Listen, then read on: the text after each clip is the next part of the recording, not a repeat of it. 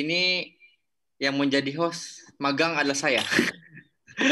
Biasanya Mas Ari di para sindiket yang biasa menjadi host untuk acara sindiket update atau sindiket forum. Nah, kali ini agak menarik karena kita tidak dalam sindiket forum atau sindiket update, melainkan dalam sindiket talk edisi Pancasila, karena hari ini adalah hari bulan Pancasila dan juga bulan Bung Karno, karena kemarin juga kita baru saja merayakan hari ulang tahun Bung Karno, penggali Pancasila. Kali ini kami dari para sindiket menganggap bahwa diskusi Pancasila tentang ide-ide Pancasila itu kita tidak pernah kehabisan tiap tahunnya, apalagi dari orang-orang yang lebih tua gitu. Kita ya hampir tiap tahun ada renungan di Kompas dari siapa-siapa, dan rata-rata menurut kami, menurut generasi saya gitu, lebih banyak dari. Jadi menurut saya bagi anak muda itu agak aneh dan tidak ini lagi lah, tidak, menurut kami tetap relevan, tapi kok caranya menggurui dan selalu menyalahkan bahwa anak muda ini kurang ini. Nah, makanya kali ini kami coba membahas gitu tentang Pancasila dalam kehidupan sehari-hari, dan utamanya adalah dari sisi guru, karena kita bicara sejarah, bicara pewarisan ingatan dan juga ide-ide kesejarahan itu tidak lepas dari guru, dari lembaga pendidikan. Nah, untuk hari ini kita sudah ada Bang Sumardiansah Perdana Kusuma sebagai narasumber 1. Beliau adalah kakak kelas saya di jurusan sejarah UNJ. Dan kakak kelas tuh, Fir? Oh iya, Presiden Asosiasi Guru Sejarah. Jadi ini presidennya, Mas. Seluruh guru sejarah se-Indonesia ini, Bang Sumar ini adalah presidennya. Dan saya salah satu alumni pendidikan yang tidak menjadi guru. Rakyatnya ya. Iya, tapi saya tidak jadi guru.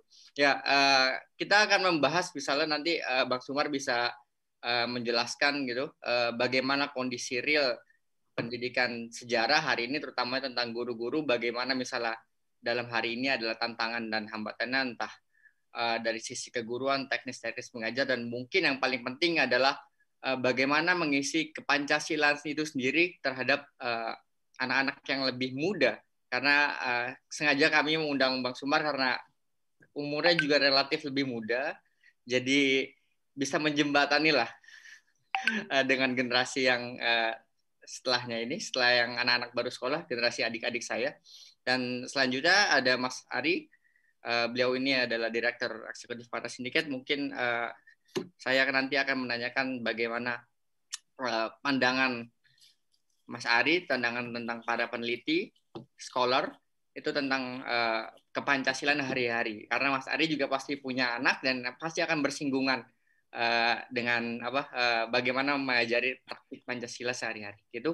Oke, dari saya pengantarnya cukup seperti ini, dan saya akan serahkan langsung ke Bang Sumardiansah. Bisa dimulai, Bang? Oke, sebentar, Firly. Ya boleh langsung mulai aja nih ya. Ngalir aja, Fir ya. Langsung aja ngalir ya. Kita diskusi konstruktif aja, Pak Ari ya. Iya. Iya. Ya. Jangan panggil Pak lah, kesannya saya tua banget. Oke, Bung. Panggil Mas aja. Bung, ya. Saya panggil Bung. Baik. Terima kasih yang saya hormati Mas Firdika, Bung Ari, dan kawan-kawan sekalian. Assalamualaikum warahmatullahi wabarakatuh.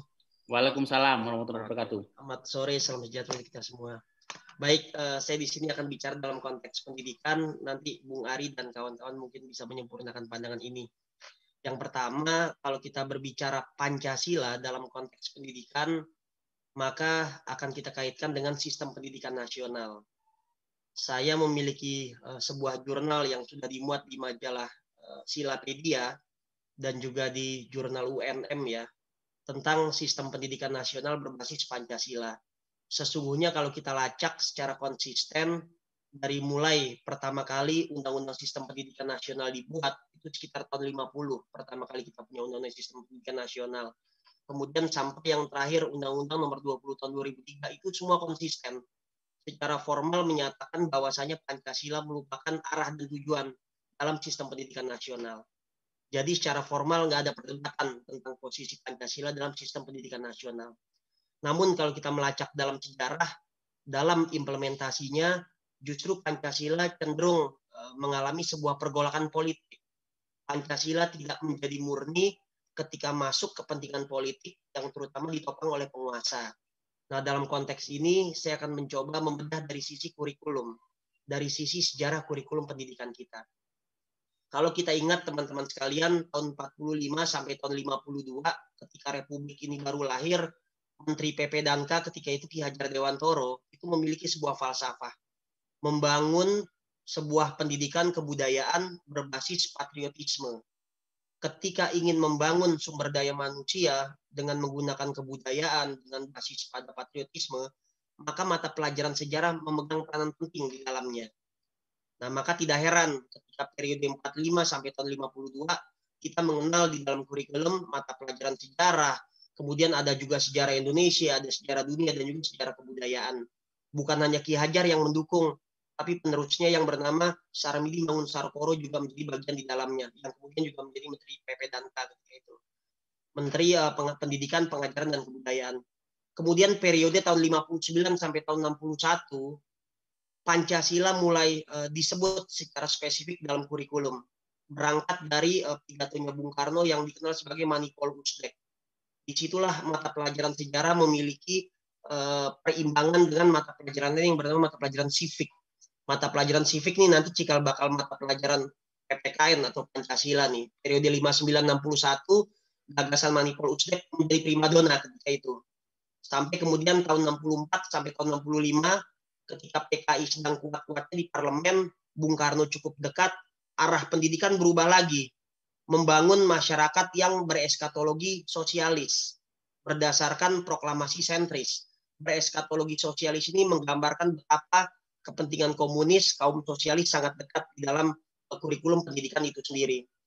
Namun setelah Bung Karno jatuh dalam periode 66-67, kemudian naik pemerintah Orde Baru pada tahun 68, Pak Harto mengembalikan kembali posisi Pancasila yang dianggap sebagai indoktrinisasi kepentingan di masa Orde Lama. Dan dia mengulang sejarah sebetulnya. Dengan jargon membentuk masyarakat Pancasilais, tanpa disadari Pak Harto juga membangun satu pola yang itu juga dibangun oleh periode sebelumnya dalam konteks Bung Karno. Nah, membangun masyarakat Pancasilais dalam periode 68 ke 86 melalui sebuah sistem pendidikan nasional, kita akan melihat beberapa implikasi. Nanti dikenal buku Sejarah Nasional Indonesia yang dibuat oleh Pak Nugroho atau Susanto, Rektor Universitas Indonesia dan juga seorang sejarawan. Nanti kita kenal juga lahirnya buku PSPB, buku dan mata pelajaran PSPB, Pendidikan Sejarah Perjuangan Bangsa. Dan yang paling fenomenal tentu lahirnya mata pelajaran baru menggantikan sivik, yaitu Pendidikan Moral Pancasila. Nah, selama 32 tahun Pancasila menjadi jargon penguasa, masuk melalui kurikulum secara sentralistik. Namun ada yang menarik sebetulnya kalau kita bicara periode Orde Baru ya, Bapak Ibu sekalian. Saya ingat sebetulnya ketika P4 akan dicanangkan, sebetulnya niatnya Pak Harto sangat baik. Dia ingin adanya sebuah tafsir tunggal tentang Pancasila. Ternyata setelah saya bedah sebuah buku yang berjudul Uraian Pancasila. Uraian Pancasila ini satu buku yang ditulis oleh Panitia 5. Jadi ceritanya ketika pada masa Orde Lama terjadi tafsir yang beragam tentang Pancasila, Pak Harto ingin mengembalikan posisi Pancasila secara murni dan konsekuen. Salah satu melalui tafsir yang itu berpijak pada keadaan yang sebenarnya. Maka Pak Harto mengirim tim untuk merekonstruksi bagaimana Pancasila berdasarkan saksi-saksi yang masih hidup. 5 orang itu adalah Profesor Sunario, Pringgodido, kemudian Maramis, kemudian Ahmad Subarjo, dan juga Mr. Muhammad Atta itu sendiri. Nah, direkonstruksi sedemikian rupa melalui beberapa kali wawancara, dan terkumpullah sebuah buku yang disebut sebagai Uraian Pancasila. 5 orang yang masih hidup dikenal sebagai Panitia 5. Nah, mungkin itu yang dimaksud dengan tafsir tunggal. Tafsir yang dibangun oleh orang-orang yang pernah terlibat dalam perumusan Pancasila dan mereka masih hidup. Namun entah mengapa, sepertinya buku Uraian Pancasila ini tidak benar-benar menjadi rujukan pemerintah Orde Baru. Nah, cenderung diabaikan sehingga malah justru lahir butir-butir pengamalan Pancasila yang diperkuat oleh TAP MPR. Nah, itulah yang kemudian membuktikan sebuah sinyalemen betapa Pancasila itu hanya dijadikan alat kepentingan politik penguasa untuk melanggengkan kekuasaan. Sampai kemudian periode 89 Soeharto merubah orientasi pembangunan tidak lagi bersifat ideologis, Mungkin dalam pikiran Pak Harto di periode 89 persoalan Pancasila sudah selesai. Sehingga kurikulum pendidikan dirubah menjadi basisnya ilmu pengetahuan teknologi. Nah, disitulah ilmu-ilmu humaniora agak sedikit mendapatkan posisi yang termarginalkan. Dan sampai detik ini kita masih mendengar idiom ya. Saya pikir itu idiom, saya pikir itu stereotip yang menganggap bahwasanya ilmu sosial tidak lebih hebat daripada ilmu alam. Nah, posisi itu kemudian kita kembalikan dalam kurikulum 2013, nama konsepnya peminatan. Jadi IPA, IPS, bahasa, semua sama kedudukannya. Yang membedakan apa minat bakat anak mau ke arah mana. Nah, disitu yang kemudian ditumbuh kembangkan. Nah, dalam periode 45 sampai periode kurikulum 2013, Pancasila selalu bersentuhan dengan kepentingan politik. Mulai dari nasionalisme patriotisme, mulai dari manipol usdek, mulai dari sosialis komunis, mulai dari menjaga Pancasila murni dan konsekuen, sampai kepada tafsir tunggal yang oleh Orde Baru dijadikan sebuah rujukan. Itu yang pertama dalam konteks sejarah kurikulum. Yang kedua, seorang guru ketika bicara Pancasila, ada satu hal paling fundamental yang seringkali kita abai. Bagaimana memahami Pancasila berangkat dari literasi yang baik, berangkat dari literasi yang tepat. Mustahil bisa membangun satu imajinasi tentang Pancasila, satu pemahaman Pancasila, kalau tidak dibangun dari basis sumber yang otentik. Setidaknya saya selalu mengatakan kepada para guru, ya harus membaca. Membaca juga harus dipilih sumber-sumber yang kredibel, yang otentik. Setidaknya kita bisa mulai dari membaca secara utuh dan komprehensif pidato Bung Karno 1 Juni tahun 1945. Permasalahannya sudah belum pidato 1 Juni dijadikan buku bacaan wajib bagi para anak-anak di sekolah. Karena kalau kita bedah secara dimensi pemikiran luar biasa, konteks lokal, konteks nasional, konteks global dalam pidato 1 Juni itu sangat luar biasa. Kalau bisa disimpulkan, Bung Karno mengatakan Pancasila sebagai filosofi seground lah, pikiran sedalam-dalamnya untuk mendirikan negara yang kekal dan abadi. Kemudian setelah baca pidato 1 Juni itu juga nggak cukup. Kalau kita hanya mengkultuskan Bung Karno sebagai pemberi tafsir tunggal Pancasila, itu juga mengulang Orde Baru yang mencoba tafsir tunggal. Ini kadang sejarah ini berulang-ulang nih polanya, historia repeat, dan betul itu sama polanya. Nah, padahal kalau kita fair, ada banyak pemikiran tentang Pancasila yang dibangun oleh para pendiri bangsa. Bung Hatta itu pernah membuat sebuah buku tentang Pancasila yang berjudul Pancasila Jalan Lurus, yang menempatkan ketuhanan yang Maha Esa sebagai intisari dari Pancasila. Pernah nggak kita membaca alternatif tafsir Pancasila dari Bung Hatta? Buya Hamka itu juga pernah membuat buku tentang Pancasila yang berjudul Urat Tunggang Pancasila. Hamka dan Bung Hatta sama-sama menempatkan ketuhanan yang Maha Esa sebagai intisari dari Pancasila itu sendiri. Kemudian Ki Hajar Dewantoro pun pernah menulis buku tahun 50-an tentang Pancasila. Dan dia menempatkan kemanusiaan yang adil dan beradab sebagai intisari dari Pancasila. Nah, kemudian ada buku uraian Pancasila oleh Panitia 5 yang paling kontemporer, ya bukunya Yudi Latif, Negara Paripurna dan Mata Air Keteladanan. Nah, sehingga yang poin kedua saya akan lebih fokus bagaimana seorang guru membangun pemahaman Pancasila, imajinasi tentang Pancasila, berangkat dari literasi-literasi yang kredibel. Mulai dari tafsir para pendiri bangsa sampai tafsir kontemporer yang secara kajian keilmuan kita akui. Yudi Latif dikenal sebagai seorang pegiat dan juga seorang cendekiawan. Tulisan-tulisan tentang Pancasila sangat banyak, termasuk pendidikan berkebudayaan yang jilid terakhir yang sedang beliau susun. Itu yang kedua. Kemudian yang ketiga, Pancasila ini menarik ketika kepentingan kelompok itu masuk dan ikut dalam tafsir dari Pancasila itu sendiri. Secara formal, saya masih meyakini ya, secara formal, Pancasila itu memang pertama kali diperkenalkan oleh Bung Karno, secara formal loh ya, ketika pidato 1 Juni. Walaupun secara rahim, secara kandungan, Pancasila itu gagasan yang sudah ada, hidup dalam diri dan kebudayaan bangsa Indonesia. Bahkan dalam kitab Sutasoma, Negara Kertagama pada masa Majapahit, istilah Pancasila itu sudah muncul. Artinya secara rahim, secara kandungan, Pancasila itu ada dalam kehidupan bangsa Indonesia, ada dalam sejarah Indonesia, yang kemudian dilahirkan secara formal oleh Bung Karno. Ketika itu kan Rajiman bertanya, hadirin, apa dasar negara yang akan kita dirikan di atas negara yang akan kita buat nanti? Masing-masing berpidato. Dan yang paling fenomenal tentu pidato 1 Juni dari Bung Karno itu sendiri. Dan kemudian kan pidato itu tidak selesai, tidak menjadi sebuah keputusan, yang kemudian dibawa kembali dalam sebuah forum yang disebut sebagai Panitia 9. Disinilah lahir kesepakatan yang dikenal sebagai Piagam Jakarta. Piagam Jakarta ditafsirkan oleh sebagian kelompok sebagai kemenangan umat Islam. Karena dengan jelas mencantumkan 7 kata. Ketuhanan dengan kewajiban menjalankan syarat Islam bagi para pemeluknya.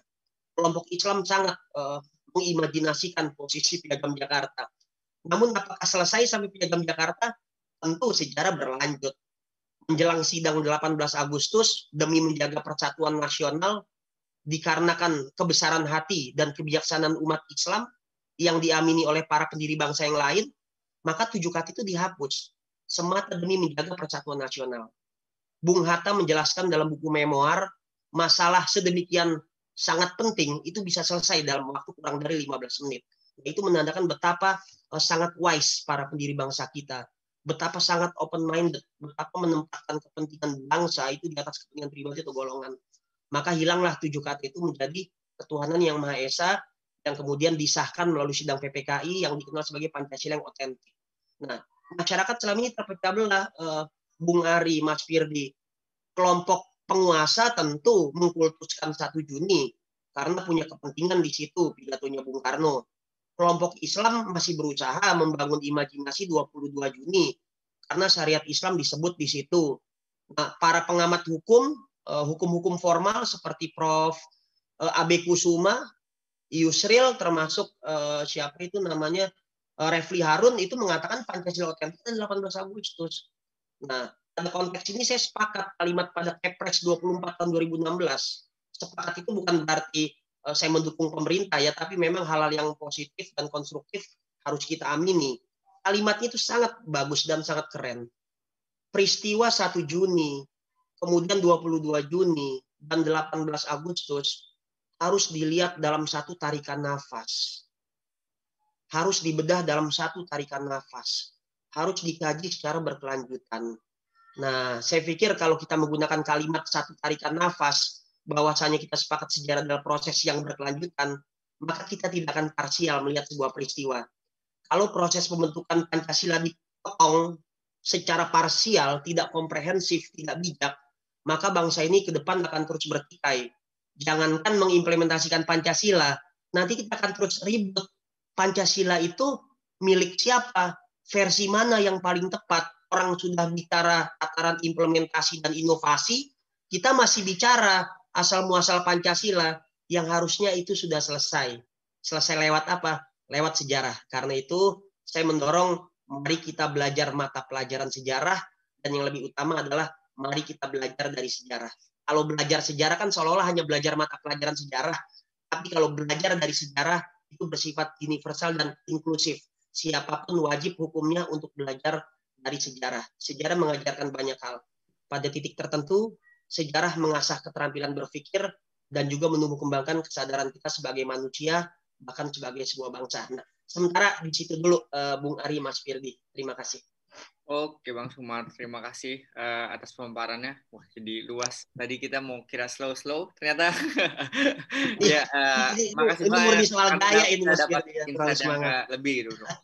Tadi kurang lebih ada 2 atau 3 pemaparan dari 2 poin dari Bang Sumar. Kayak pertama adalah bagaimana kita punya referensi yang baik dalam mempelajari Pancasila dan melihat itu sebagai sebuah peristiwa sejarah yang utuh, dan kedua juga kita harus dilihat bahwa Pancasila ini syarat dengan kepentingan-kepentingan politik penguasa, entah siapapun itu dan entah apapun itu kepentingannya. Terima kasih Bang Sumar. Sekarang namanya profil pelajar Pancasila, brandingnya itu juga ramai kalau kita bedah. Iya. Saya masih ada satu pertanyaan nanti buat Bang Sumar, yang tadi bagaimana belajar atau juga mengajari anak-anak murid gitu belajar Pancasila seperti apa sih saat ini gitu ya di sekolah. Dan selanjutnya sebelum itu kita akan coba tanya Mas Ari. Mas Ari, saya mau tanya Mas, atau bisa tolong dipaparkan itu bagaimana sih dalam praktik kehidupan Pancasila, misalnya dalam Mas Ari adalah analis politik, jadi bisa lihat mungkin dalam dalam konteks analis politik dan kemudian juga kehidupan sehari-hari. Gitu, Mas. Ya, Terima terima kasih. Saya panggil Bung Firdi dan Bung Sumardiansa. Ini adik-adik saya. Luar biasa yang diuraikan tadi oleh Bung Sumardiansa. Jadi bagaimana Pancasila itu dalam sejarah implementasinya, katakanlah begitu, itu selalu mengalami tegangan politik, dan tegangan itu selalu adalah kontestasi kekuasaan ya, siapa berkuasa, kemudian tarik kemana, seperti itu. Jadi seakan-akan kemudian Pancasila itu kehilangan rohnya ya, dalam arti tadi ketika dia menjadi dasar negara, philosophical Doorschlag itu, yang dasar yang paling dasar dari sebuah negara, itu dia kehilangan, dan kehilangan jati dirinya dalam arti ketika Pancasila itu oleh para founding fathers dan secara formal tadi Soekarno pada 1 Juni dan para founding fathers kita punya gagasan semua yang sebenarnya muaranya sama. Pada intinya adalah kemudian menggali kan, konsep Pancasila itu bukan sesuatu yang disintesa, bukan sesuatu yang dibuat, tapi digali dari kearifan bangsa Indonesia, dari Aceh, dari Papua, semua dari suku-suku bangsa yang kalau kita rujuk sekarang, kearifan lokal itu tetap hidup. Nah, tapi kemudian kearifan lokal itu kemudian disintesakan, kemudian diterminologikan menjadi sebuah premis-premis, kemudian jadilah Pancasila. Jadilah 5 sila. Soal urutan, mana yang dulu, mana segala macam, itu kan soal bagaimana kita menempatkan. Tapi substansi Pancasila dari Soekarno dan semua yang gagasan pemikiran para founding fathers kita, itu substansinya sama, karena dia menggali dari kearifan lokal, dan itu ditegaskan oleh Soekarno juga.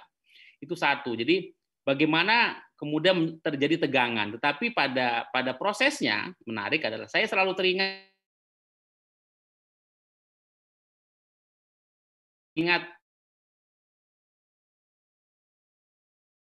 juga di Para sedikit. Beliau memberikan kesaksian bahwa Pancasila itu adalah sebuah produk kebangsaan yang dia sebut adalah sebuah providentia Dei, penyelenggaraan ilahi. Contohnya apa? Tadi jelas ya bagaimana dalam waktu 5 bulan itu ya konsensus itu tidak terjadi. Jadi providentia Dei. Jadi dalam sebuah tegangan politik atau dalam sebuah perumusan, bagaimana dalam posisi kita sekarang kok mengapa para founding fathers kita bisa menerima gitu ya. Oke, Pancasila menjadi seperti sekarang yang dirumuskan dalam pembukaan UUD 45 itu kan yang formal. Dalam preambul itu bisa diterima dan dirumuskan secara formal menjadi dasar negara. Itu dari semua produk kita, dari produk konstitusi kemudian dasar negara ini, itu Pancasila ini sesuatu yang diterima karena memang bukan pertama-tama tadi sebuah semata-mata konsensus, tetapi ada providentia Dei tadi, ada kekuasaan di luar kita yang memang itu yang kalau kita melihat dalam posisi kita sekarang itu diamini oleh para pendiri bangsa kita. Nah, tapi dalam perjalanannya tadi Bung Sumardiansa bilang bagaimana Pancasila kemudian mengalami proses tegangan politik kekuasaan, bagaimana tarik-menarik kepentingan politik. Nah, saya justru menawarkan perspektif lain ketika Pancasila itu sebenarnya terjadinya Pancasila menjadi 5 sila itu kan prosesnya adalah proses induktif ya. Ya bagaimana digali dari kearifan lokal, dari nilai-nilai kebangsaan kita yang sekarang justru juga hidup dalam masyarakat kita, tapi kemudian diabstraksi kemudian jadilah Pancasila. Prosesnya proses induktif. Tapi kemudian mungkin kesalahan kita adalah kemudian menjadikan kemudian proses yang kemudian sudah jadi premis-premis dalam pembukaan itu kita mencoba mentafsir. Tadi kan Soeharto, rezim Orde Baru mencoba menafsirkan dengan tafsir tunggal secara murni dan konsekuen. Saya adalah generasi yang mengalami dari SMP penataran P4, kemudian SMA sampai dengan kuliah, saya masih mengalami penataran P4. Dan paper-paper saya termasuk yang paling bagus. jadi saya tahu betul ketika kuliah itu bagaimana saya cukup senang bikin paper-paper dalam zaman masa kuliah 1 minggu itu ospek itu isinya penataran B4. Itu tetapi di luar itu semua kan seakan-akan kita itu oke, Pancasila yang 5 itu kemudian kita balik, kita deduksikan. Kita harus tafsir tunggal. Itu Pancasila 1 2 3 4 5. Kita lupa bahwa prosesnya itu adalah proses induktif. Nah, makanya saya menawarkan sebuah perspektif lain bahwa kekuasaan dalam perspektif politik, jadi mari menafsirkan Pancasila tidak secara politik, mari menafsirkan Pancasila secara kebudayaan. Jadi yang menarik adalah ketika dia digali dan nilai-nilai itu saya percaya nilai Pancasila tetap hidup dalam setiap kebudayaan kita, boleh dicek apa saja. Bicara gotong royong, kebersamaan, itu hidup. Bicara solidaritas, dalam suasana COVID-19 ini solidaritas itu tumbuh tanpa digerakkan. Jadi bicara kerukunan antar umat beragama dengan semua problem katakan sekarang pembelahan masyarakat, real secara genuine. Proses toleransi, saling menghormati itu tetap ada. Itu arus toleransi lebih kuat daripada arus intoleransi. Dengan semua gesekan-gesekan di permukaan, di medsos segala macam. Tapi dalam bawah sadar dan batin kita tetap membatinkan bahwa saling menghormati antar perbedaan agama, menghormati kemanusiaan, solidaritas, semangat sebagai saudara sebangsa setanah air, itu tetap ada. Saya yakin itu. Nah, bagaimana kita kemudian tidak melakukan tafsir Pancasila itu kemudian secara deduktif? Oke, misalnya apa sih ketuhanan sila pertama itu apa saja sih? Kita harus bagaimana supaya sila pertama itu yang sekarang yang selalu saya selalu mendampingi anak saya belajar ketika ISD kelas 3, kelas 4 itu persis bagaimana ini termasuk sila keberapa? Ini termasuk sila keberapa? Nah, jadi mungkin begini, kalau sila pertama itu apa saja? Apa yang termasuk sila pertama? Tapi mungkin juga bisa dibalik. Misalnya kalau kita seakan-akan begini, ada sebuah dalam pendidikan kita, paling nggak saya mendampingi anak saya sekarang kelas 5 SD, yang kecil. Ketika kelas 3 dan 4 itu sama kakaknya juga sekarang kelas 2 SMP, saya mendampingi. Seakan-akan pola tadi, pattern bahwa tidak diajarkan begini ya. Nanti mohon dicek Bung Sumadiansa dalam pembelajaran di sekolah. Seakan-akan memang menafsir Pancasila itu menjadi sebuah pattern gitu loh. Tidak dibuka ruang kreatif bahwa ketika Anda bersedekah itu Anda itu berpancasila. Ketika Anda menghormati teman Anda, itu Anda berpancasila. Ketika Anda mengucapkan terima kasih ketika Anda diberikan sesuatu, itu ada berpancasila. Intinya apa? Bukan pertama-tama Pancasila itu bukan sesuatu yang harus didogmatiskan, harus ditafsirkan, tetapi budi pekerti. Nah, ini mungkin begitu kesalahannya. Mestinya kalau kita pendekatannya kepada pendidikan budi pekerti, ya kita berpancasila. Ya, dalam keseharian.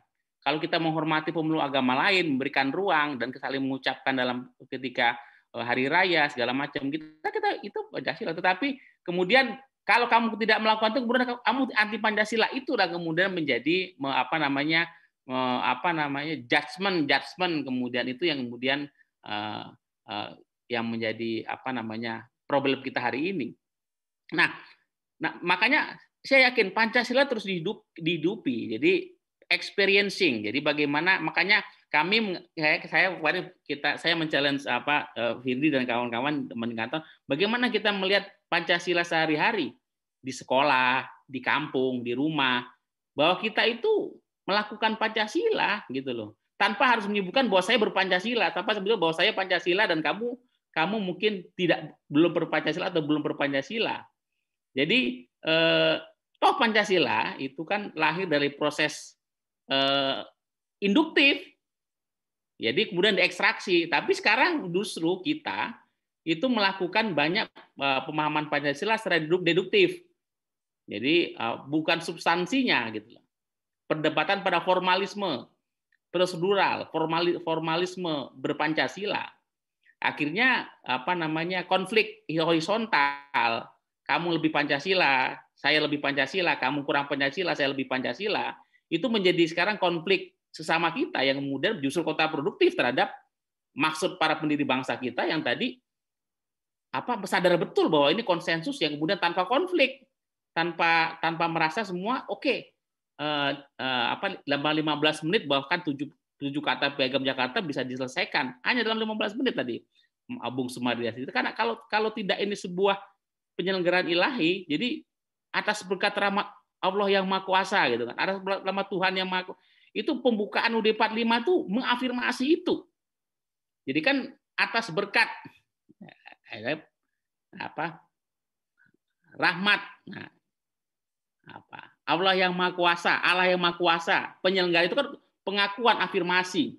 Tidak ada kita cek bahwa lalu baru Pancasila itu mengatakan bahwa para pendiri bangsa kita sadar betul. Jadi kita yang kemudian menarik-nariknya, kemudian menjadi premis, kemudian diberlakukan, kemudian sebuah tafsir harus sesuai tafsir. Nah, tafsir Pancasila tidak perlu ditafsirkan.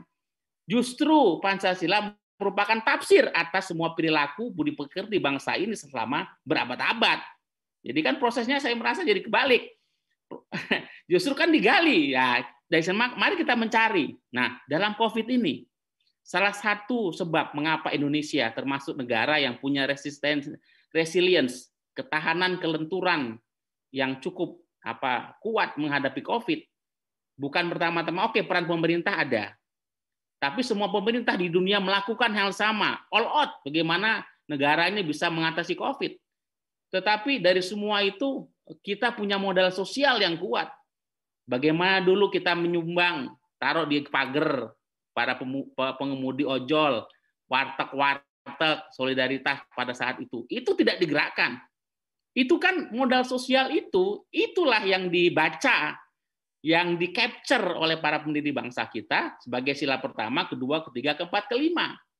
Tapi namanya Pancasila lebih luas dari pemaknaan Pancasila, mesti lebih luas dari 5 itu. Itu kan hanya ketika dia harus menjadi dasar negara, dia harus menjadi sebuah tesis dasar negara sehingga diformalkan menjadi 5 itu. Tetapi dalam keseharian kita melakukan itu. Dan yang belum ya memang keadilan sosial. Kita sedang menuju ke sana. Demokrasi kita hari ini, kerakyatan iya, tapi mana yang justru demokrasi kita hari ini jauh dari kerakyatan, justru karena para elit kita. Ini kan harusnya menjadi cermin. Pancasila itu harus menjadi cermin bagaimana praktik politik kita, itu sila keempat. Bagaimana kita memelihara persaudaraan kebangsaan kita, itu sila ketiga. Itu koridor-koridor saja. Nah, harusnya kan itu menjadi cermin, bukan soal tafsirnya, tapi bagaimana kita bercermin. Sebagai politisi, sudahkah saya memperhatikan sila keempat misalnya?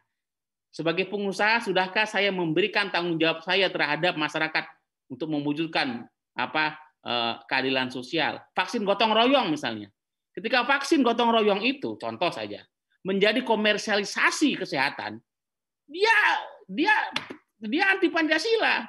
Tetapi ketika vaksin gotong royong itu menjadi bentuk kontribusi para pengusaha, para perusahaan untuk bersama-sama kita mewujudkan percepatan vaksinasi, tidak dikomersialkan, yang memang harus bayar, biar saja ongkos produksinya, memang ada produksinya, ada biaya pengirimannya. Iya, tapi ketika ada komersialisasi, dia anti Pancasila. Tapi ketika niatnya, intentionnya adalah memang membantu pemerintah kita bersama-sama supaya vaksinasi cepat, dia mewujudkan keadilan sosial. Nah, inilah bagaimana Pancasila menjadi cermin terhadap experiencing pengalaman kita dalam laku bermasyarakat, bernegara, sebagai penyelenggara negara. Kalau penyelenggara negara tugasnya adalah menerima suap, ya Anda tidak berpancasila dong. Ketika Anda menjadi KPK, atau Anda juga kena makan suap, Anda tidak berpancasila. Gitu loh. Experiencing, bukan kemudian dibalik-balik prosesnya. Nah, proses Pancasila itu nature-nya dulu para pendiri bangsa adalah proses induktif. Experiencing, pengalaman empiris, kemudian disaripatikan. Jangan kemudian kita membatasi pada saripati itu. Mari kita menggali Pancasila itu, memperkaya pengalaman kita, mengafirmasi bahwa apa yang sudah kita lakukan itu ya kita memelihara kebangsaan kita. Disitulah sebenarnya experiencing pengalaman kita sehari-hari sebagai guru. Nah, itulah sebagai guru. Nah, bagaimana sekarang ini ketika pelajaran sejarah itu tidak dimasukkan kurikulum misalnya kemarin, ya bagaimana? Bagaimana kemudian pendidikan Pancasila? Bagaimana pendidikan budi pekerti? Dulu ada PPKN, ada apa? Nah, hal-hal begini adalah kita terjebak pada formalisme yang deduktif, tapi kita lupa bahwa proses berpancasila sebenarnya adalah bagaimana kita harusnya bercermin refleksi terhadap experiencing pengalaman tindak tanduk kita sebagai apapun, sebagai wartawan, sebagai guru, sebagai siswa. Nah, pewarisan nilai inilah yang harus kita ajak ke. Nah, sekarang yang paling menarik ini, misalnya soal nilai kejujuran.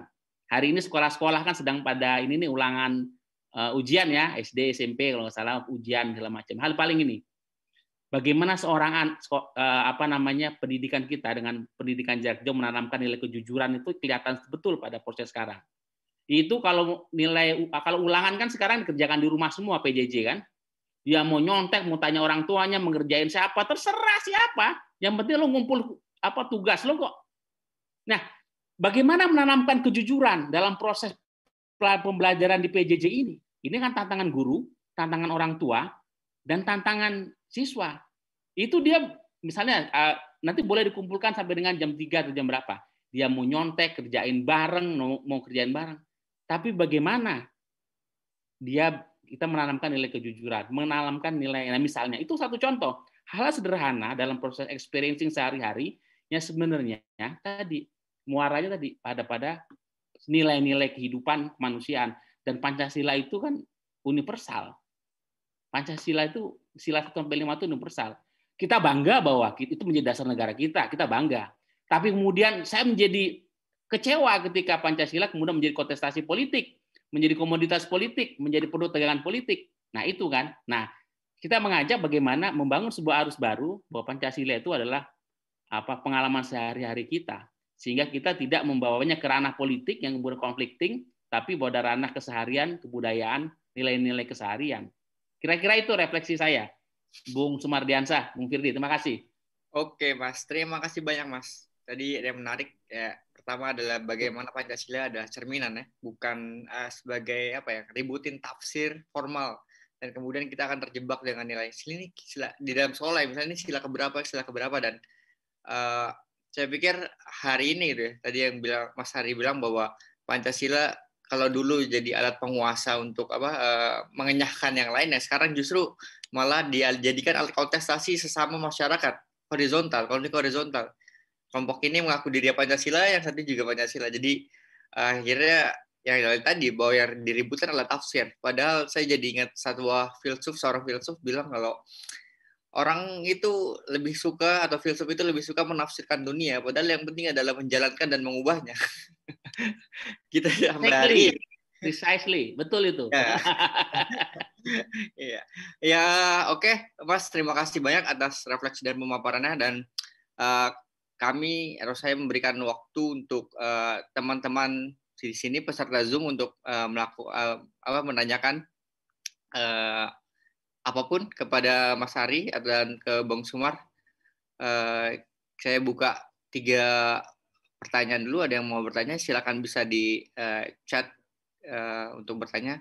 Tapi sebelum ke sana tadi, Mas, Bang Sumar, tadi saya mau nanya, Mas, sebelum ke peserta, saya mau nanya ke Bang Sumar tadi terkait bahwa gimana sih dalam sekolah, apakah sampai hari ini gitu, misalnya tadi bilang Mas Hari bahwa dalam pembelajaran sejarah ataupun juga dalam Pancasila itu masih terjebak dengan hal-hal yang sangat formal, masih yang tadi yang disebut Mas Hari, contohnya kalau kamu menghargai teman kamu, ini namanya sila keberapa, menjadi sebuah hafalan dan jadi kosong aja tanpa ada pemaknaan. Itu gimana, Bang? Dan juga tadi bagaimana sih ngajarin atau mempelajari atau men-share nilai-nilai Pancasila kepada anak-anak di sekolah? Karena saya jujur aja ketika dulu saya masuk sejarah pun hanya kepleset, dan saya pelajaran sejarah itu adalah di sekolah yang ngantuk. Kalau nggak kapan, di mana siapa, udah itu aja. Kita nggak pernah dilatih untuk misalnya menganalisis atau apa segala macam. Gitu, Mas. Jadi saya kehilangan rohnya untuk belajar ini apa sih pentingnya? Kayak gitu. Gimana Bung Sumar? Ya. Ini menarik nih pertanyaannya Mas Firdi. Jadi memang kita harus menempatkan ketika kita bicara Pancasila secara formal dan juga Pancasila di luar itu. Namun kalau mau menyampaikan pandangan bagaimana sih Pancasila secara formal di sekolah, itu ada 3 kata kunci sebetulnya. Yang pertama, tentu kita harus melihat desain dari kurikulum itu sendiri. Di mana posisi Pancasila dalam desain kurikulum. Secara spesifik loh ya, kurikulum itu memberikan ruang. Kalau dalam kurikulum 2013, namanya mata pelajaran kelompok A. Mata pelajaran kelompok A adalah mata pelajaran yang fundamental, yang esensial untuk membangun karakter bangsa. Ada sejarah Indonesia, ada agama budi pekerti, ada bahasa Indonesia, dan ada PPKM. Kalau kita mau melihat desain kurikulum, walaupun seharusnya Pancasila ada di semua mata pelajaran. Bagaimana seorang guru matematika merumuskan dan mengejawantahkan yang namanya matematika Pancasila. Bagaimana guru geografi merumuskan dan mengejawantahkan yang namanya geografi Pancasila. Dan seterusnya, dan seterusnya. Itu yang pertama. Sehingga tidak dibebankan hanya pada 1, 2, atau 3 mapel. Nah, yang kedua, setelah kita melihat posisi dalam kurikulum, maka bagaimana kemampuan dari guru tersebut, bagaimana literasinya, bagaimana kompetensi keilmuannya. Karena hal yang paling fundamental dalam proses belajar adalah guru itu harus cerdas, guru harus pintar, literasinya harus banyak. Bukan hanya banyak, tapi dia mampu merekonstruksi sedemikian rupa dan juga menghasilkan sebuah pendekatan yang komprehensif.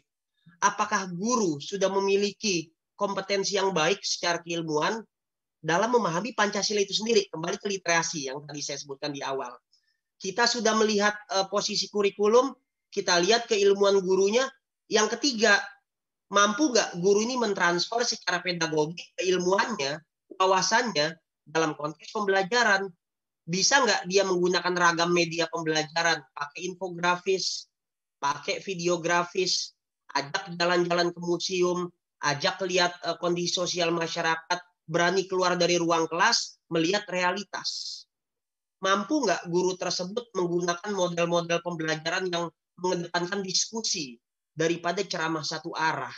Nah, itu 3 poin kunci sebetulnya. Posisi dalam kurikulum, kemudian kemampuan guru tersebut secara keilmuan, dan bagaimana cara guru mengajarkan secara pedagogik. Ada satu lagi yang memegang peranan penting, yang disebut sebagai oleh Bung Ari tadi, keteladanan. Mampu nggak seorang guru menjadi keteladanan dalam memancarkan ini loh nilai-nilai Pancasila, yang itu berangkat dari hal yang sangat sederhana, mulai dari berdoa, mulai dari menjaga kebersihan, setidaknya konsisten deh antara pikiran, ucapan, dengan tindakan. Makanya Bung Firdi, Bung Ari, saya bicara dimanapun ya, saya berani diuji, silakan cek rekam jejak saya. Bagaimana saya mengajar di Al-Azhar, bagaimana saya mengajar di SMA 13, apa yang saya perbuat. Nah, itu benar rekam jejak. Sekarang itu mudah sekali kita. Orang bicara panjang lebar, kita klik aja di internet, keluar semua datanya. Lihat aja media sosialnya. Nah, ini kan keteladanan. Karena itu perlu seorang guru itu menjaga marwahnya, mewarnainya dengan rekam jejak, dengan prestasi. Nah, itu yang pertanyaan pertama dari Bung Firdi. Pertanyaan kedua, bagaimana cara mengajarkannya? Terakhir saya bersama dengan BPIP, Direktorat Pembudayaan, kami ke ND, kami ke Tambolaka. Nah, di sana kami menyadari, dan dengan Sastro ya, dengan Mas Sastro waktu itu, dengan Kiai Mukti, dengan Saiful Arif, macam-macam deh. Tapi intinya begini, sesungguhnya Pancasila itu sudah ada dalam kehidupan bangsa Indonesia. Dia tersebar dari Sabang sampai Merauke, muncul dalam praktek sosial budaya. Yang belum ada apa sekarang? Nah, ini yang harusnya BPIP perbuat. Minimal menginventarisir praktik-praktik baik tentang Pancasila, best practice tentang Pancasila. Nanti dilihat pendekatannya. Seorang dokter harus mampu menjadi dokter yang Pancasilais. Kita inventarisir. Seorang guru mampu nggak menjadi profil guru Pancasila. Kemudian bagaimana praktik Pancasila oleh para penghayat kepercayaan. Inventarisir ini yang belum ada. Pemetaan ini belum ada. Sehingga kita cenderung abai terhadap praktek-praktek Pancasila yang sebetulnya sudah ada dan survive di masyarakat. Kita sibuk kepada tataran formal, kalau kata Bung Ari, bikin undang-undang HIP, bikin lembaga BPIP. Kita lupa menginventarisir, menjaga mengangkat kembali, memperkuat, meneguhkan praktek-praktek baik Pancasila yang sebetulnya itu sudah ada dan tersebar. Jangan kalah sama berita-berita hoax yang hanya dengan bermodalkan media sosial, algoritma tertentu, walaupun jumlahnya hanya 10%, tapi seolah-olah menjadi 100%. Sedangkan praktik-praktik baik yang jumlahnya besar, bahkan bisa jadi 70% sampai 80% tersebar di seluruh Indonesia, seolah-olah 0%, hanya karena tidak terangkat, hanya karena tidak terinventarisir. Nah, saya pikir penyebaran konten-konten positif, bagaimana mengangkat kembali praktek-praktek baik tentang Pancasila, kemudian kita sebarkan, melahirkan inspirasi, itu yang penting untuk memerangi konten-konten hoax yang notabene-nya justru akan memecah belah kita sebagai sebuah bangsa dan mereduksi nilai substansi dari Pancasila itu sendiri. Lagi-lagi kembali ke awal, guru harus cerdas, guru harus menjadi teladan. Kalau di ruang kelas, poros sentralnya adalah guru. Kalau di rumah adalah orang tua. Kalau di masyarakat tergantung posisinya. Harusnya para elit, anggota DPR, para menteri yang jadi contoh di lingkungan sekitar, ya ketua RT, ketua RW. Nah, itu yang saya pikir minim kita peroleh. Menemukan keteladanan dalam kehidupan kekinian. Untungnya kita belajar sejarah ya. Kalau kita tidak menemukan keteladanan dalam kehidupan kekinian, kita memang harus kembali ke masa lalu, berimajinasi dengan alam kubur, kita bangkitkan kembali Bung Karno, Bung Hatta, Tan Malaka, Syahrir. Nah, untuk mampu membangun satu dialog dan memperlihatkan kepada publik bahwasanya keteladanan pernah ada dan masih hidup dalam bangsa ini. Nah, saya pikir gitu, Bung Firdi dan Bung Ari. Terima kasih. Oke, Bang Sumar, terima kasih banyak. Mantap ini. Tapi teman-teman sudah ada yang mau tanya, silakan bisa melalui chat atau juga bisa bicara langsung, silakan di-unmute aja. Coba aja anak murid kita, mahasiswa kita suruh tunjuk tangan. Berikan tokoh-tokoh yang kalian teladani pada masa sekarang. Paling jumlahnya di bawah 10. Tapi kalau kita tanya siapa tokoh-tokoh masa lalu yang jadi teladan, itu bisa banyak disebut. Itu menandakan semakin sedikit orang yang bisa jadi teladan sekarang. Apalagi para politisi ya, Bung Ari ya. Aduh. Padahal dulu pemimpin negara kita politisi semua. Bung Karno arsitek politisi, Bung Hatta ekonom politisi. Sekarang kita nggak boleh jadi politisi sama orang tua. Akibatnya mereka nyaman deh karena nggak ada saingan. Mereka sibuk merampok republik ini ya. Gara-gara orang nggak mau jadi politisi. Ini Bung Sumar ada pertanyaan karena tadi Bung Sumar mungkin tadi nyebut pernah ada kerjasama dengan BPIP. Ini ada pertanyaan dari Mbak Diandra Eka Putri. Dia bilang, saya pernah baca berita tentang rencana BPIP untuk mempromosikan atau sosialisasi Pancasila melalui media sosial. Apapun itu ya, entah TikTok ataupun. Itu bagaimana kelanjutannya dan bagaimana cara mempromosikan Pancasila melalui media sosial. Mungkin karena anak-anak muda saat ini kan lebih gampang. Mungkin 24 jam dalam satu hari, mungkin bisa sampai 12-13 jam dia megang HP. Itu gimana Bung Sumar? Ya, memang waktu Prof. Yudian itu dilantik menjadi kepala BPIP, salah satu pidato beliau ketika dilantik adalah, dan ini sebetulnya pengjawatan dari Pak Jokowi juga, pidatonya Pak Jokowi, bagaimana mengarus utamakan Pancasila terutama kepada kaum milenial. Kata kuncinya di situ. Nah, ketika ada niatan mengarus utamakan Pancasila kepada kaum milenial, maka yang dibutuhkan adalah masuk ke dalam alam pikiran milenial, kemudian menggunakan berbagai pendekatan yang selaras dengan tipologi karakteristik kaum milenial. Salah satu media sosial. Dan memang BPIP, ini mungkin kalau saya keliru boleh diralat ya. Yang saya pahami memang BPIP sebuah lembaga baru, minim sumber daya manusia, dan belum memiliki kemapanan secara sistem. Sehingga sebetulnya dia lebih suka melibatkan pihak-pihak di luar lembaganya untuk membangun satu kolaborasi. Termasuk tadi media sosial. Nah, dalam konteks ini memang media sosial pernah kita sarankan agar BPIP lebih ngehits, lebih berani menggunakan media sosial untuk mengarus utamakan Pancasila kepada generasi muda. Nah, persoalan TikTok ini harus dipahami seperti ini. TikTok, Facebook, Instagram, Twitter, itu adalah media sebetulnya. Apapun bisa kita gunakan namanya media. Sekarang persoalannya, bisa nggak kita mengisi media tersebut dengan konten positif? Jadi kalau TikTok diisi oleh joget-joget yang merendahkan harkat martabat Pancasila, kita nggak sepakat. Tapi karena memang TikTok banyak digandrungi oleh generasi muda, maka bisa aja misalkan kita lagi jalan-jalan ke satu daerah di Papua, misalkan kita melihat masyarakat Asmat sangat menjaga lingkungan, kemudian sangat menghormati orang yang lebih tua, itu bisa aja dibuat dalam bentuk video kemudian dipublish lewat TikTok. Nah, persoalannya kan selama ini salah kaprah. Salah kaprahnya pertama, seolah-olah yang namanya media Facebook, TikTok itu nggak bagus. Medianya netral, jernih, kontennya yang harus diisi secara positif. Itu yang pertama, yang seringkali kita salah paham ya, sehingga cenderung menjauhi media-media yang memang itu memang lagi digandrungi oleh anak muda. Nah, satu itu. Yang kedua, ketidakmampuan kita berinovasi. Kalau memang TikTok dirasa tidak tepat, maka berikan inovasi apa, bentuk apa yang paling baik. Nah, dan sekarang pemerintah melalui Kemendikbud, saya juga terlibat dalam penyederhanaan kurikulum, yang namanya profil pelajar Pancasila itu menjadi branding pemerintah untuk menjadikan Pancasila sebagai tujuan utama pencapaian pendidikan nasional. Yang polanya, nanti ini sedikit bocoran ya, nanti implikasinya dua. Satu, survei karakter. Nah, jadi nanti kan ujian nasional dihapus, akan ada 3 penilaian. Satu, namanya asesmen kompetensi minimum, mengukur literasi numerasi. Kedua, ada namanya survei karakter. Survei karakter nanti kaitannya dengan praktek baik Pancasila di sekolah masing-masing. Nanti ada indeks. Ada indeks penilaian berapa persen, berapa signifikansi sebuah sekolah dalam menjalankan praktek-praktek Pancasila. Dan juga nanti ada survei lingkungan untuk melihat seberapa kuat ekosistem pendidikan di sekolah masing-masing. Nah, ruang-ruang itu sebetulnya ada gitu loh, ruang-ruang kreasi inovasi itu ada. Hanya kan kembali lagi, kira-kira para guru, para kepala sekolah, pengawas sekolah, paham nggak ya Pancasila itu seperti apa? Nah, berangkat dari pemahaman dulu deh. Kalau memang dia nggak punya pemahaman, ya repot nanti inovasinya keliru. Ya, bisa aja nanti orang memahami Pancasila versi 22 Juni. Dan nanti pengembangannya 22 Juni. Yang 1 Juni memahami. Nanti ya pengembangannya yang 1 Juni. Terus begitu. Sehingga nggak ada benang merah, nggak ada titik temu, nggak ada kearifan, nggak ada kebijaksanaan. Akibatnya apa? Inovasi berkembang, tapi dengan tafsirnya masing-masing. Kita nggak mau. Kita mau inovasi itu dipertemukan oleh satu benang merah yang kalau kata Bung Hatta ya, mengatakan kita boleh berbeda secara ideologi, kata Bung Hatta nih. Kita boleh berbeda secara pemikiran, itu adalah sebuah keniscayaan.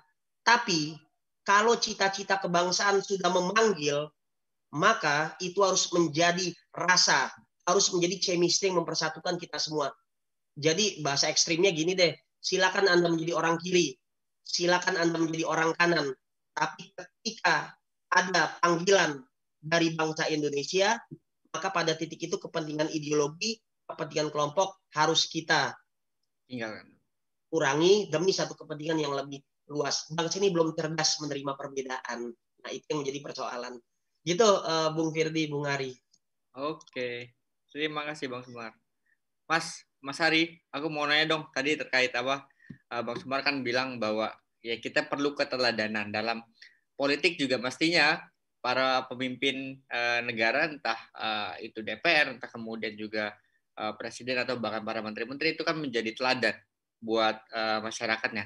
Kira-kira masih bisa nggak sih dengan kondisi situasi politik Indonesia sangat transaksional, pragmatis, dan cenderung korup, bisa nggak sih? Dan kemudian gimana caranya kalau misalnya masih bisa memunculkan keteladanan? Ya, persis di sini problem berpancasila kita itu justru pada politik tadi. Satu, Pancasila itu dari masa ke masa, sejak dulu dilahirkan, dirumuskan sampai dengan hari ini, ya, Pancasila selalu dalam tegangan politik. Nah, itu yang pertama, tegangan politik dan kepentingan politik di situ, ya, dengan maksud dan tujuan apapun. Kecuali tadi bagaimana Pancasila tadi persis kata Bung Sumardi Arsa, Bung Hatta berpesan bagaimana cita-cita kebangsaan itu. Kita seakan-akan tidak punya lagi cita-cita kebangsaan. Semua dengan kepentingan kelompok, kepentingan golongan, kepentingan pragmatis, kepentingan jangka pendek, kepentingan kekuasaan. Tidak ada lagi cita-cita kebangsaan. Ya, jadi jembatan emasnya Bung Karno itu kita nggak ada lagi tuh pemahaman soal jembatan emas itu, nggak ada. Ya, tetapi adalah slogan-slogan dan gorong-gorong politik yang kotor dan becek dan ya itulah. Ya, akhirnya apa? Justru keteladanan ini nggak ada. Persis ketika anak saya, anak muda sekarang, kalau Bung Firdi, Bung Sumardi Hasan, teman-teman muda ini kan sebenarnya kelompok yang sangat kritis. Kenapa? karena justru tidak ada teladan dari para seniornya, para abangnya, para kakaknya, para seniornya, terutama di ranah politik. Sehingga Pancasila itu dalam bahasanya teman-teman muda ini adalah hanya manis di bibir, tapi pahit di tindakan. Akhirnya apa? Yang terjadi adalah gap. Nilai Pancasila sebagai nilai yang adiluhung jauh yang seperti sulit dijangkau, ya, dan kemudian tindakan yang kemudian tidak ada teladan dalam perbuatan. Jadi Pancasila tidak diterjemahkan, tidak termanifestasikan dalam tindakan, terutama tindakan para tokoh, para pemimpin politik. Keteladanan tidak ada. Akhirnya yang terjadi tadi, satu tadi Pancasila dalam tegangan politik, dua, pemimpin politik kita dalam konteks melihat politik menjadi sangat hipokrit. Ini kan suasana hipokrit ini yang tegangannya apa? Ada tegangan, kemudian ada apa? Gap, ada apa? Kesenjangan. Hipokrit ini. Nah, ini yang kemudian menjadikan ngapain sih ngomongin Pancasila? Toh lo itu enggak ini. Harusnya, maksudnya begini, mari kita meneladani bangsa-bangsa yang bukan tadi ya. Kalau kita kehilangan cita-cita kebangsaan, kalau kita cobalah tengok kelompok tetangga lah, Jepang misalnya.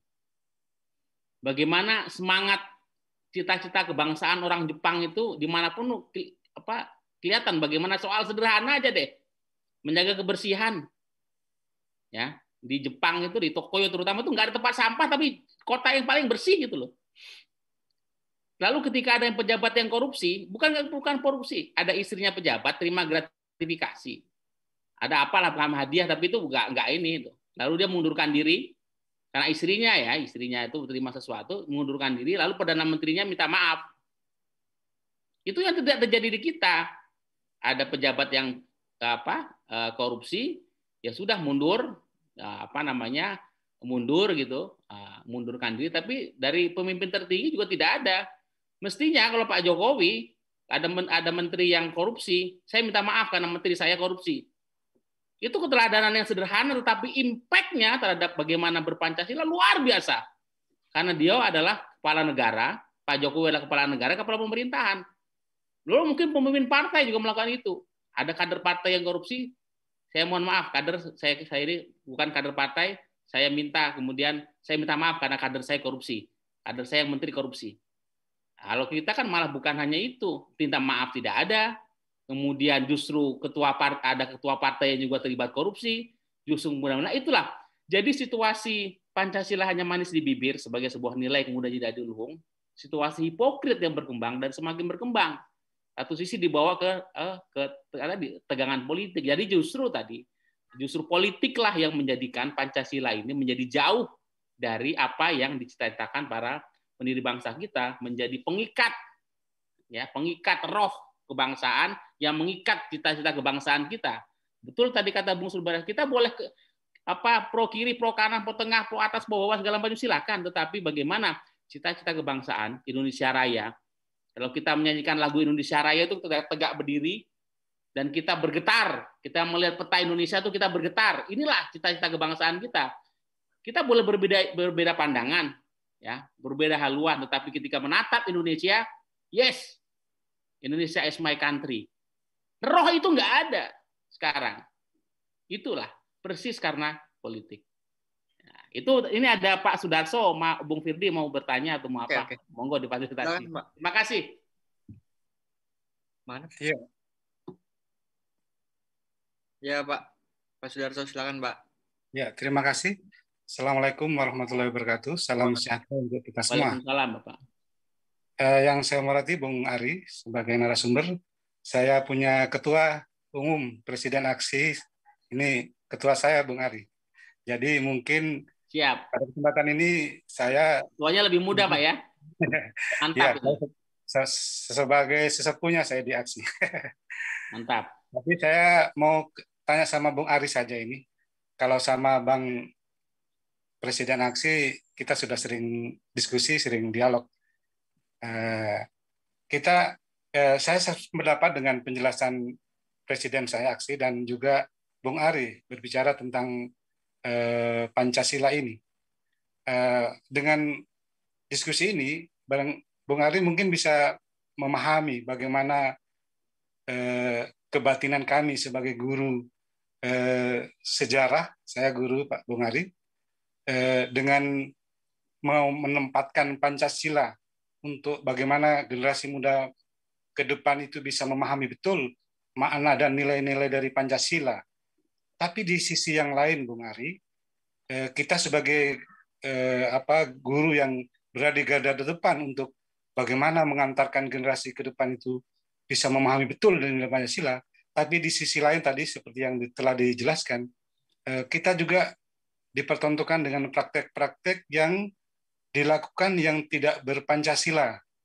Sehingga kita ini sebagai di lapangan harus mampu menjelaskan pada saat di lapangan bagaimana Pancasila sebagai sebuah konstitusi negara, bagaimana Pancasila itu kadang dilanggar oleh oknum. Jadi oknum-oknum yang melanggar Pancasila, dan Pancasila sebagai konstitusi yang harus dipahami oleh anak-anak didik kita, oleh generasi kita. Sehingga memang kita sangat berat tantangan kita di lapangan, Bung Ari. Kalau secara psikologis, secara menurut Bung Ari, apa yang perlu dilakukan lagi oleh para guru di lapangan yang berhadapan langsung untuk benar-benar bisa memberikan pemahaman betul, karena generasi kita yang sekarang ini, para pemimpin kita sekarang yang tentunya nantinya akan diganti oleh generasi kita di masa depan ini, sehingga benar-benar Pancasila itu menjadi sebuah pemahaman yang final bagi generasi kita, sehingga ke depan kita tidak takut lagi nanti, maaf ini ada statement yang mengatakan bangsa ini nanti bisa bubar, bangsa ini bisa porak-poranda dan sebagainya, dan ini harus dimiliki oleh semua para pendidik guru, karena saya sedih kalau berbicara tentang kelahiran Pancasila, tapi kami di Aksi sudah tuntas itu pembahasan. Tapi di banyak tempat masih kontroversi, ya mungkin tadi karena kepentingan politik. Tapi bagaimana Bung Ari, karena Pancasila juga itu lahir akibat ke politik juga. Ya. Jadi itu yang jadi kalau bilang tidak dipolitisasi, sementara Pancasila juga lahir sebagai konstitusi politik kesepakatan kita bersama dari founder-founder kita, sehingga ini. Jadi mungkin saya hanya sharing saja Bung Ari dan minta pandangan Bung Ari kepada kami ini yang berada di garda ke depan. Terima kasih waktunya. Assalamualaikum warahmatullahi wabarakatuh. Terima kasih moderator. Terima kasih Pak Mas Ari. Ya, terima kasih Pak Sudarso. Ini pertanyaannya diberikan ke saya, bagaimana resep guru sejarah. Saya pahami betul. Terima kasih Pak Sudarso, Pak Bung Sumardiansa dan rekan-rekan semua yang berada di garda depan, bagaimana sejarah ini sebagai mata pelajaran dan kemudian bagaimana diwariskan. Dan memang saya memahami betul situasi kebatinan. Lebih enak mengajar matematika, fisika gitu ya, ilmu alam yang jelas. Lihat kan di alam kan memang tetapi mungkin begini ya, hipokrit Pancasila ini kan krisis terbesarnya karena hipokrit tadi ya, manis di bibir tapi pahit di tindakan. Bagaimana kita melihat ini? Makanya memang Pancasila adalah sebuah konsensus politik para founding fathers kita, tetapi tadi konsensus itu juga dibingkai dalam semangat kebatinan soal penyelenggaraan ilahi ya, ketika atas berkat rahmat Allah yang Maha Kuasa, katakanlah begitu ya, itu membingkai semua proses konsensus politik, terutama melahirkan Pancasila. Bukaan UUD 45 itu ketika dibuka dengan kalimat itu, dan kemudian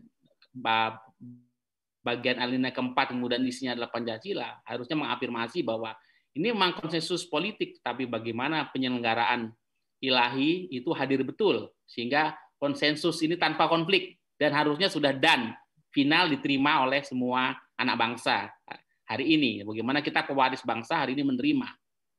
Itu dalam konteks politik harusnya bisa dilihat seperti itu, karena sudah selesai pada saat itu. Dengan 15 menit selesai itu, kalau mohon maaf itu membahas undang-undang saja itu nggak bisa 15 hari, 15 minggu. Tapi ini membahas dasar negara dengan 7 kata itu dengan bisa selesai. Konsensus yang luar biasa, kearifan yang luar biasa dari para itu. Karena apa?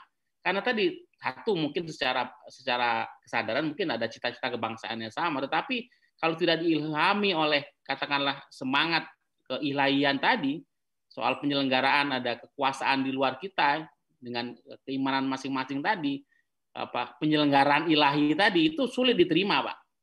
Ya, sehingga dalam proses itu harusnya kita bisa secara politik selesai, sehingga tidak perlu ada perdebatan lagi soal formalisme Pancasila.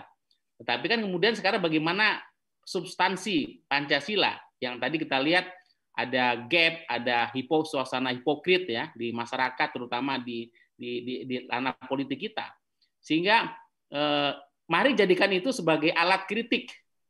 Mari jadikan itu sebagai alat kritik untuk tetap menjaga kritis generasi muda kita.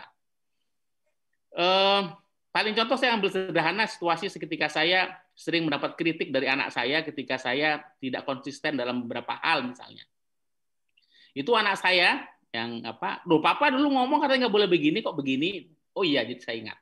Jadi justru kadang-kadang beberapa nilai yang saya tanamkan ke anak saya itu sering dikembalikan lagi ke saya sebagai katakanlah medium kritik. Ya, saya menerima itu anak saya berarti mengkritisi saya dalam nada bercanda mungkin dalam nada tertentu, tetapi saya sebagai katakanlah ini ya, saya juga melakukan kesalahan di depan anak saya kemudian dikritik loh bapak beda ya omongannya begini ya. Nah, karena memang potensial anak-anak sekarang anak-anak kita itu adalah dimensi kritisnya tadi yang memang harus kita pelihara. Mari kita jadikan tadi para politisi, pemimpin kita yang tadi bawa ini sebagai alat katakanlah mengikis, memelihara kesadaran soal bersikap kritis. Nah, bersikap kritis ini yang memang harus kita pelihara. Misalnya ada kasus korupsi, ya harusnya. Nah ini kadang-kadang memang kebatinan guru ya, hal sederhana dalam suasana politik begini, menjadikan bagaimana sebenarnya praktik berpancasila dalam penyelenggaraan negara kita. Yang bisa kita ambil contoh-contoh kasus sebagai makanya medium tadi soal pertama literasi, cara berdiskusi sebagai membedah kasus.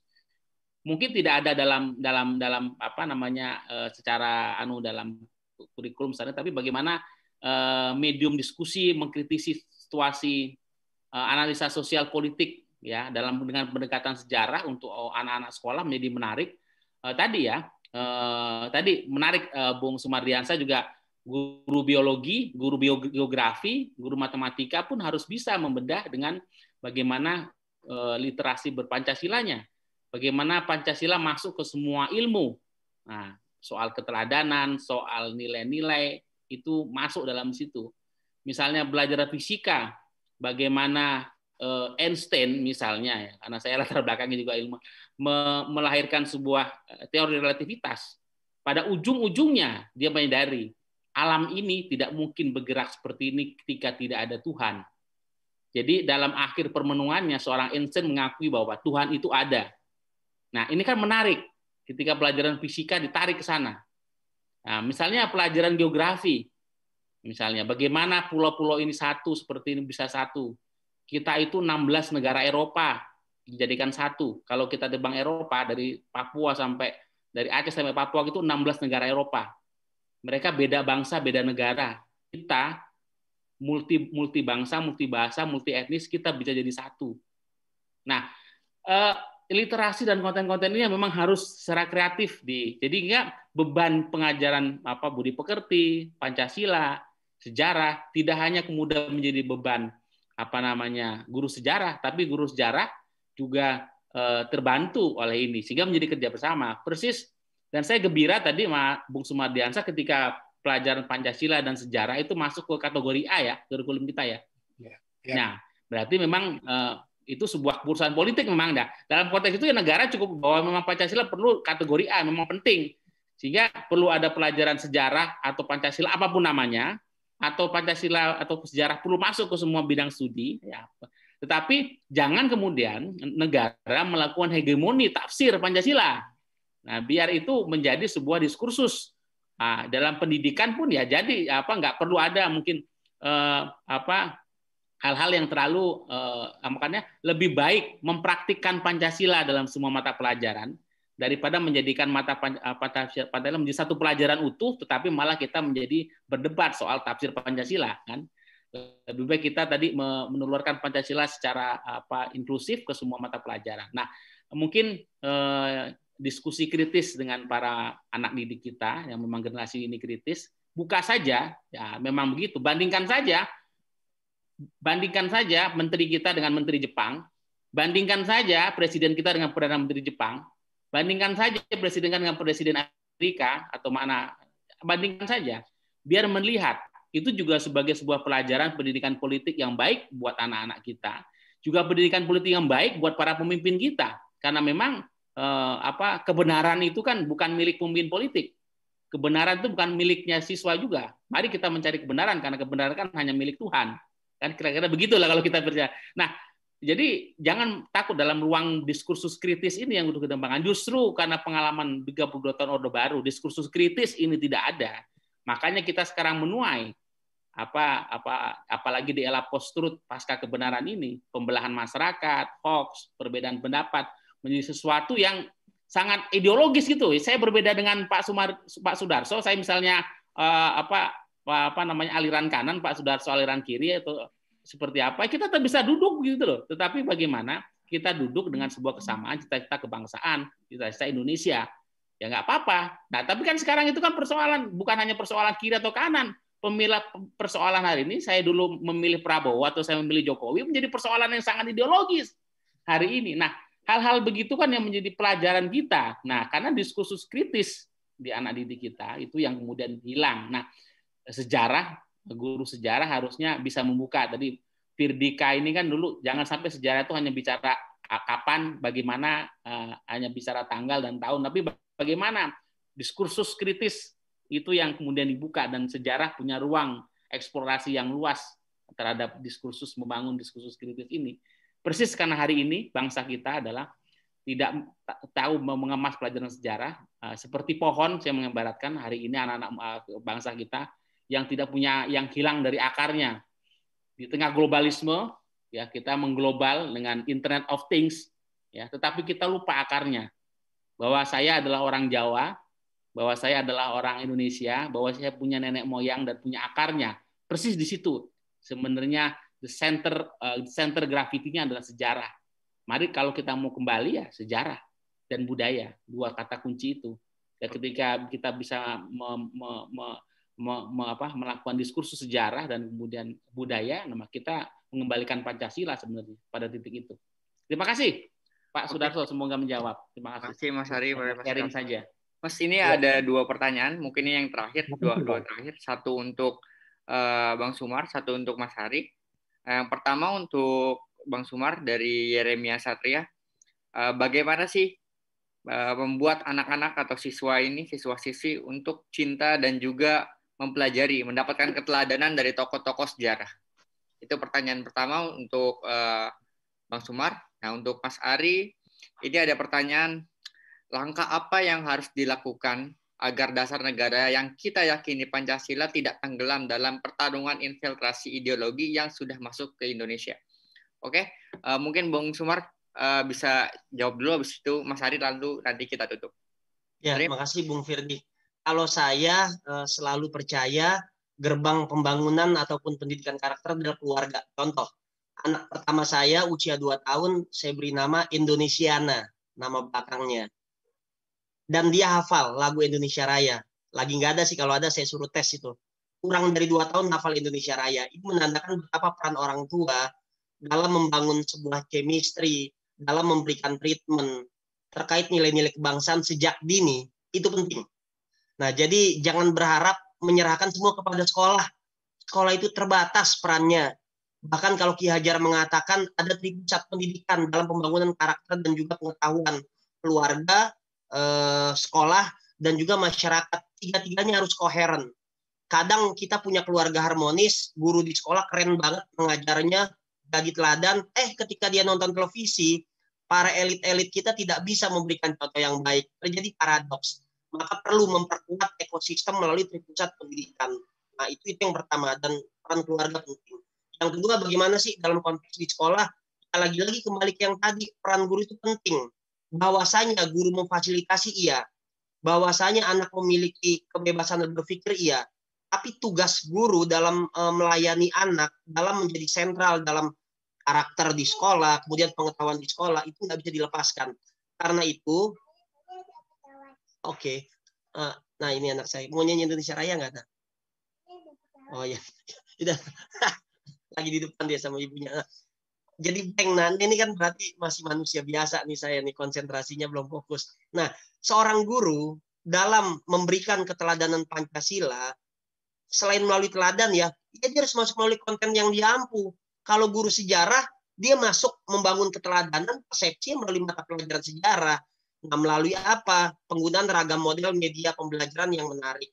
Ajak jalan-jalan ke museum, ajak nonton film, lakukan pendekatan secara personal, gotong royong membersihkan ruang kelas. Saya waktu menjadi guru di Al-Azhar, saya ketika momen tertentu membuat sebuah konsep namanya cucian pusaka namanya.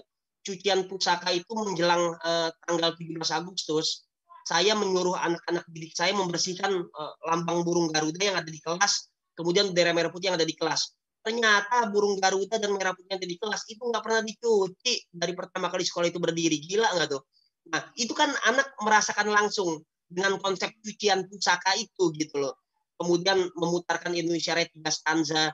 Jadi memang peran guru sangat penting dalam memberikan treatment, dalam mengkondisikan keteladanan sesuai bidang ilmunya, sesuai kontennya itu gitu loh. Nah, itu yang pertama, bagaimana membangun keteladanan. Yang kedua, anak muda jangan terpaku mencari keteladanan di kelas, baca buku, nonton film-film dokumenter. Saya percaya semakin banyak kita berliterasi, semakin banyak kita bergaul, semakin banyak kita jalan-jalan ekspedisi, maka secara tidak langsung energi alam akan meresap ke dalam kita, ke dalam diri kita, pikiran kita, yang akan menghadirkan keinsafan. Walaupun pada titik tertentu ada momentum yang nggak kita duga. Misal Bung Firdi ketika menulis tentang menjerat Gus Dur itu kan sebuah momentum. Tapi kan momentum ini kan kita nggak bisa nebak kapan dia datangnya. Nah, jadi memang untuk anak-anak muda, mari proaktif mencari ilmu pengetahuan, menggali Pancasila dalam konteks ilmu pengetahuan, dalam konteks belajar tadi gitu loh. Nah, karena kalau hanya terpaku kepada guru, kemudian hanya terpaku kepada buku teks, maka ilmu itu akan kering, tidak akan berkembang. Jadi perlu kekuatan guru dalam melakukan pembelajaran di ruang-ruang kelas, dan juga siswanya sendiri harus proaktif, harus inisiasi yang ditopang oleh keharmonisan, kekuatan di keluarga, dan juga keselarasan yang ada di masyarakat dalam memberikan contoh-contoh maupun keteladanan. Jadi semua unsur harus bekerja sama, harus bergotong royong, menghadirkan suasana yang Pancasilais dalam berbagai kehidupan, keluarga, sekolah, masyarakat. Presiden harus ambil alih, harus berani. Nah, kayak gitu. Karena sentralnya ada di presiden. Melalui deal-dealan politik tentu ya, dengan DPR, MPR, dan juga partai-partai politik. Jangan sengaja kali ini, mereka itu sengaja nggak mau menegakkan Pancasila, Bung Ari. Karena kalau Pancasila tegak, nanti mereka nggak punya penghasilan lagi, nggak punya pemasukan. Jangan-jangan, saya curiganya begitu. Gitu ya. Oke. Terima kasih Bang Sumar.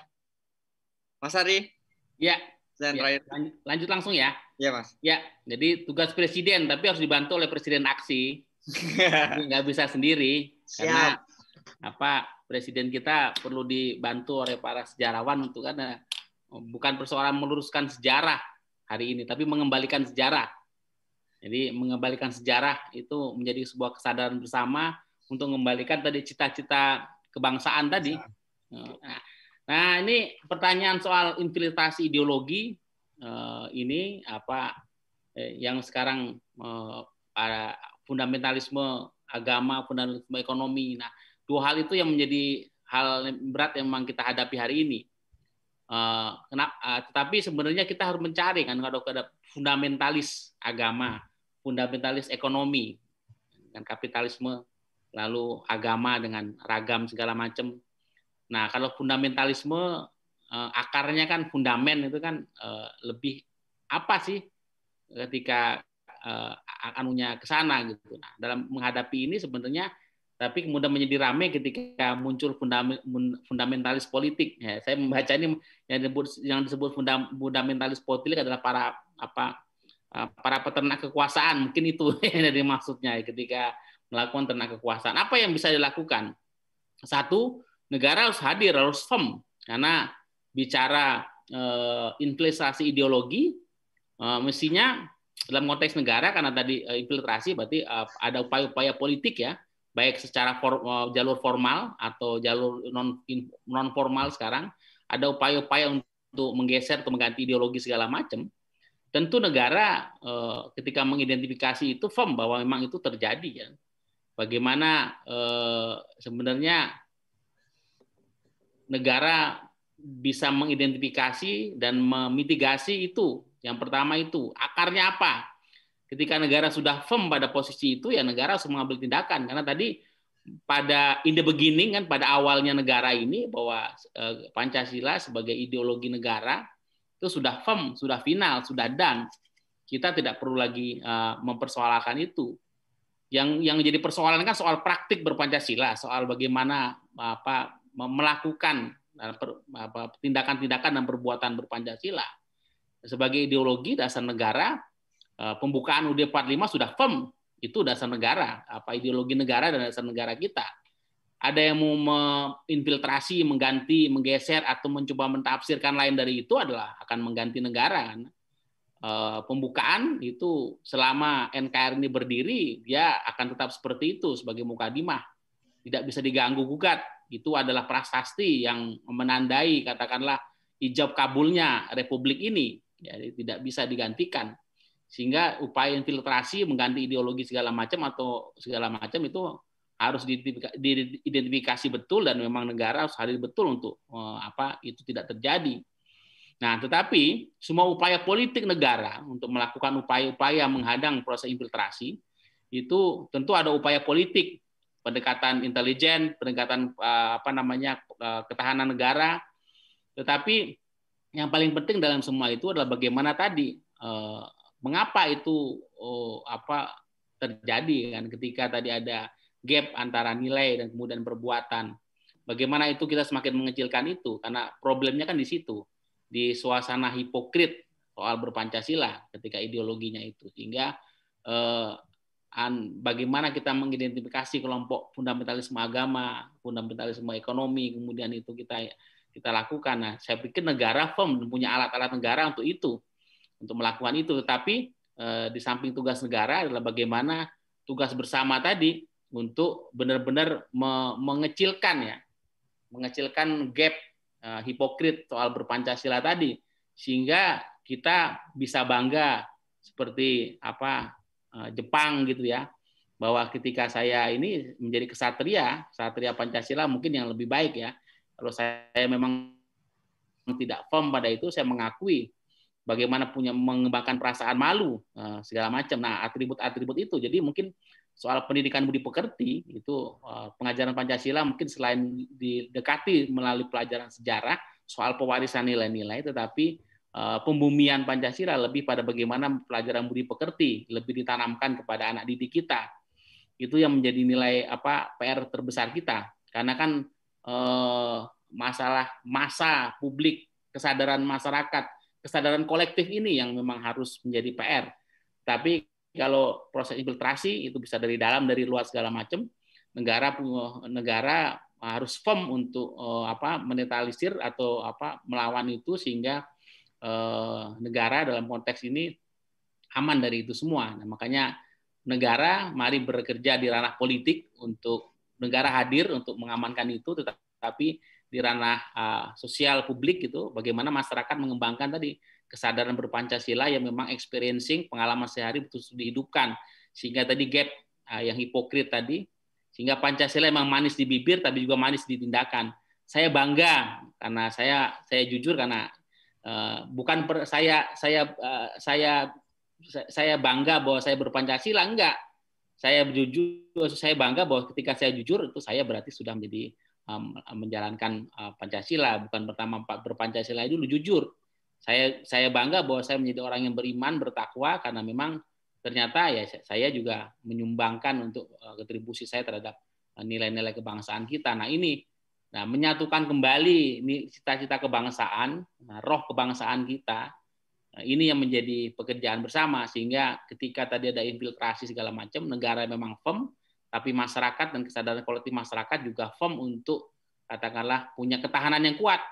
Kalau satu sisi negaranya lemah untuk tidak bisa mengidentifikasi dan tidak bisa memitigasi infiltrasi ideologi, Ya, apalagi kemudian masyarakatnya, kesadaran politik masyarakat juga rendah karena abai terhadap ideologi negaranya karena memang itu tidak pernah dilaksanakan. Nah, ini kan dua persoalan ganda. Nah, bagaimana kita pada porsinya masing-masing punya PR bersama untuk benar-benar menghadirkan Pancasila dalam keseharian kita. Hal yang sederhana, hal yang simpel, lewat budi pekerti, teladan, itu hal yang bisa kita lakukan.